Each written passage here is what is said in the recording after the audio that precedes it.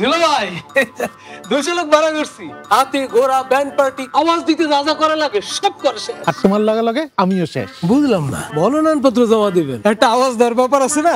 সব বেআইনি, আর নির্বাচন কমিশনের আচরণবিধি লঙ্ঘন করা শাস্তিযোগ্য অপরাধ। তাইলে উপায়? স্মার্ট উপায় তো হাতেই আছে। মনোনয়নপত্র এখন অনলাইনে জমা দিবে। অনলাইনে? এটা বড় হয় নাকি? নির্বাচন কমিশনের পোর্টালে সব দেওয়া আছে। এই দেখো, কিছু প্রয়োজনীয় তথ্য দিয়েই মনোনয়নের জন্য আবেদন করা যায়, এমনকি জামানতের টাকাটাও অনলাইনে জমা দেওয়া যায়। কিন্তু রিটার্নিং অফিসার যে টাকাটা পাইলো সেটা রসিদ পেমেন্ট কই থেকে? এত গুরুত্বপূর্ণ একটা বিষয় অনলাইনের উপর ভরসা করা যায়? দেশ স্মার্ট হইলো, তুমি স্মার্ট হইতে পারলা না। স্বয়ংক্রিয়ভাবে সকল প্রাপ্তি স্বীকার রসিদ এই মোবাইলে চলে আসবে। অনলাইনে মনোনয়নপত্র জমা দেওয়া সম্পূর্ণ নিরাপদ। কি এটা স্মার্ট সলিউশন না?